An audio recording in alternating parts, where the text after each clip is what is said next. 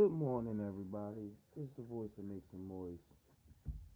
JP, the Outlaw, your favorite number one color commentator. Always, always. Here to give you my raw review. I know I'm a little late, so here we go. They start off a segment with Mick Foley's 2016 review. And if I had to give my own review on Mick Foley, I would say he was a pussy for 2016. Just his mannerisms, the way he's been acting with Stephanie McMahon. He had requested the Undertaker to come to Raw. That's why the Undertaker was on Raw. That's why Undertaker was on Raw, and I'm glad they explained that because if you created a draft and you had the Undertaker go to SmackDown, why? Why is the Undertaker only on SmackDown? Undertaker has always been able to jump back and forth. Always. I think him, maybe another, maybe like one other cat. I can't think of it now. But they've always been jumping back and forth, except for like the early 2000s where it was official. Where all right, you're on fucking SmackDown. That's it. No off of SmackDown on none of that. So the early 2000s, like 2001, right after they got rid of WCW and started the invasion. So Stephanie's busting his balls and shit. Also, I to make the time shorter, I cut some of the promo segments in here. I'll touch on it, but the ones I cut wasn't really worth putting in, except the Sasha Banks one we'll talk about. So, that meeting backstage causes Seth Rollins to come in. Seth Rollins says he's going to be in the Royal Rumble. Fucking Braun Strowman, this barbaric scream before he walks in the fucking room makes him look like an idiot. It really does. It's like, why the fuck is he yelling before I even see him? You get what I'm saying? Um, that Braun Strowman match ends in a double disqualification. Uh, counted out. It was pretty much Seth Rollins is trying to stay in the ring with Braun Strowman, which is okay. It's not. It wasn't a bad match. It just you gotta figure out what you're gonna do with Seth Rollins until Triple H comes. If you could hire some new talent and have them come out and beat him up and say, Triple H sent me or some cool shit like that. All the answers Seth Rollins been looking for, this guy knows you did. But other than that, if you're not gonna run a proper angle for Seth Rollins to come up and look strong in the process of coming up, then what's the point of running this angle with him and Triple H? It makes no sense. The next match, the Extraordinary Gentleman, Jack Gallagher. I'm sorry. Yeah, Jack Galloway or whatever his name is, and Drew Gulak. Good match. Drew Gulak needs a win. He needs a win either on Raw, NXT, or fucking 205 Live. You got to start booking these guys. You got the cruiserweights in there. You only totally got 7 guys altogether because 2 of them is still waiting for their contracts to end. Like Grand Metalik is waiting for his contract to end in Mexico, but he's still with the WWE. It's sort of like what they used to do back in the day with WCW, and a wrestler could be on a particular brand, but he also like Jericho. Jericho was everywhere. He was on Smack. He was on Raw. He was on fucking Nitro. He was on ECW. Come on, man.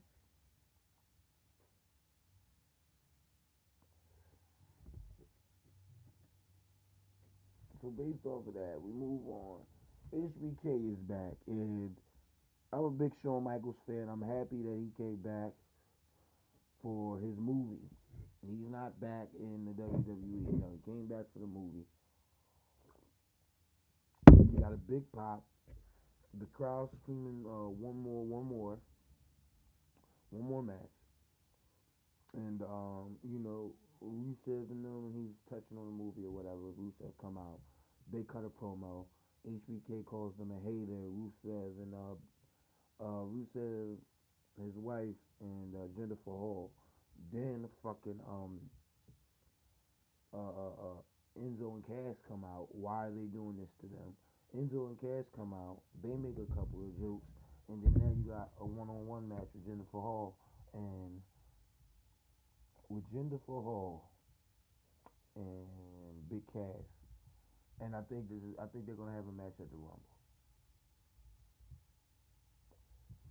just to fill that card up. If not, something's gonna break down in the Rumble between him and Big Cass, and Shawn Michaels might get involved. Shawn Michaels may not. We'll see. We'll see. We'll see how that plays out. The following match was Jennifer Hall versus Big Cass. Big Cass wins this match. Um, why are they having these matches with Rusev and Jennifer Hall? I'm just talking about Enzo and Cass. You already fucked Cass up, and he shouldn't even have been going against a Rusev. Rusev shouldn't have been throwing him around the backstage area that time and broke his I think it was his tailbone or something like that. He broke his tailbone. That's why you see Enzo in the wheelchair, which is okay. Which is okay. I mean, he's injury prone. Like I said, why would you have him go up and get thrown around a fucking hotel room with Rusev? Rusev is, and again, you're calling him the barbarian brute. He does not care. He's throwing this no nigga around and he's fucking him up. The next was a cruiserweight match. You know, I'm getting tired of the purple ring. I don't think they need to do that. I don't think there should be any distinguishing of the cruiserweights on Raw.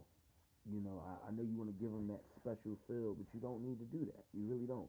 You can leave the ring red and let these guys take the gloves off of them and let them give you a performance.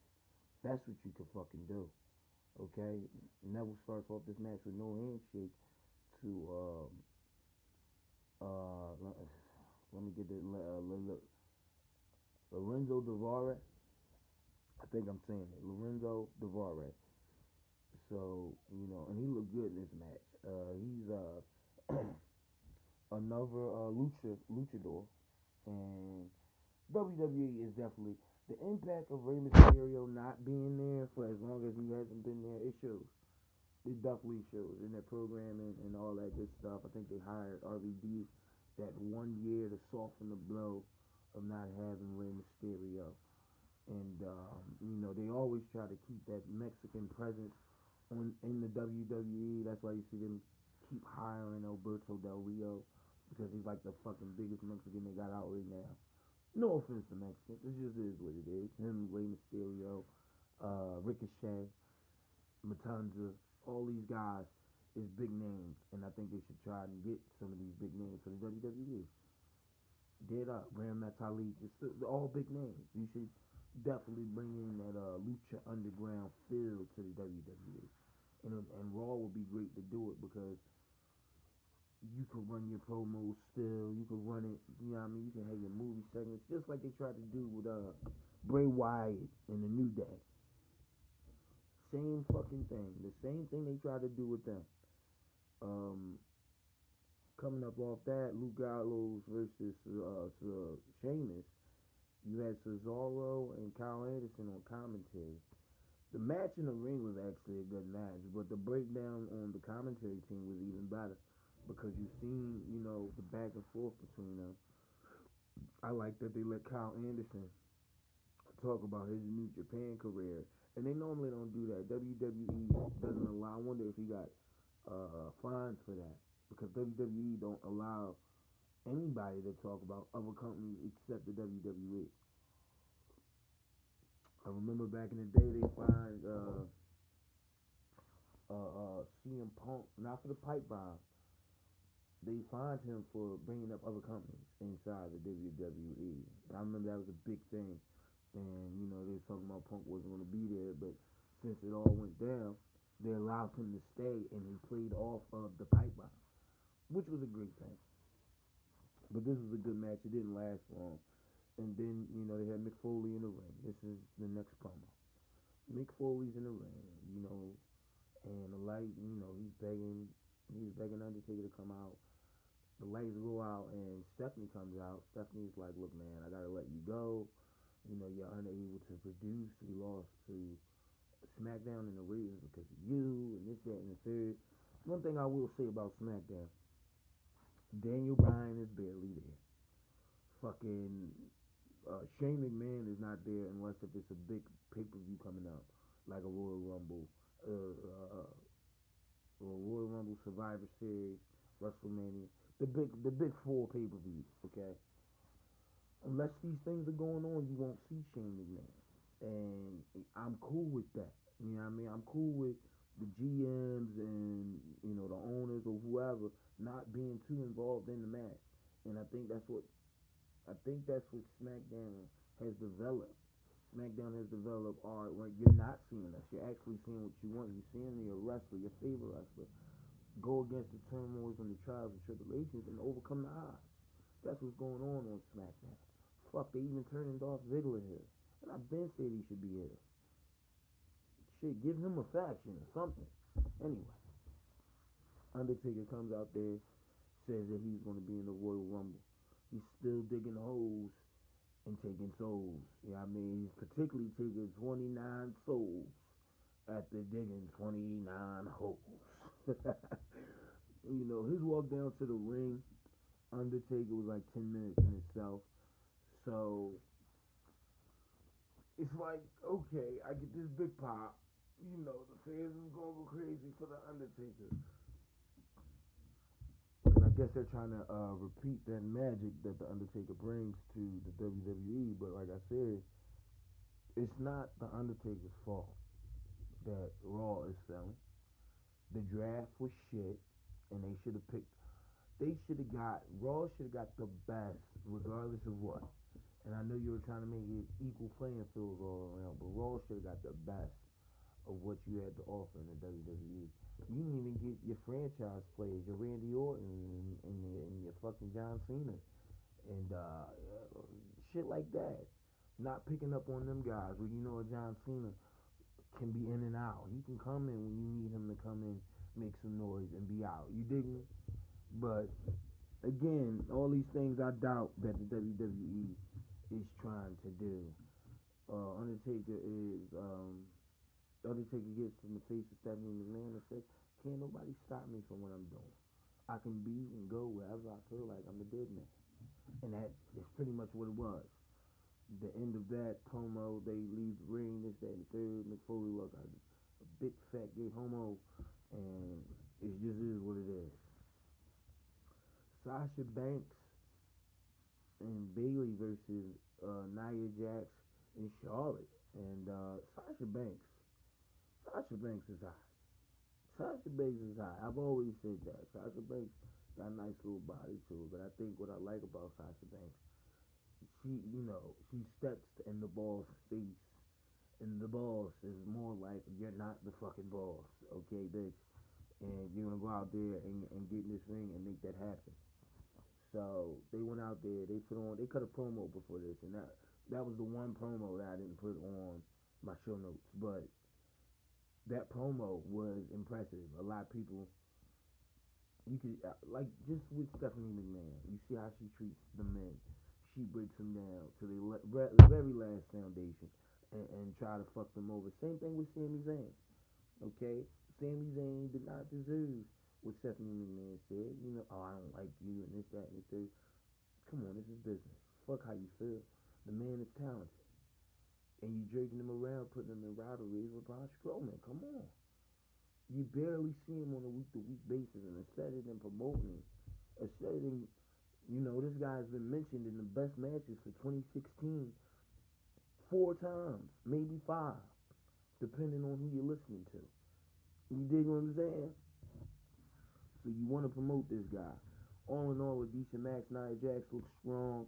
Bailey looked like the little sister that was in the corner and needed Sasha Banks' help to come get the bullies away. And Charlotte is still the fuck over. She's still the fuck over. So what are you gonna do? You dig me?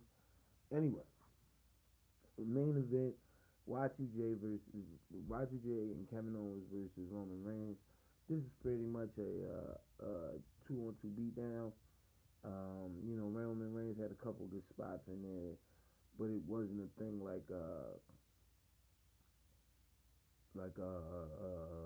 it wasn't a big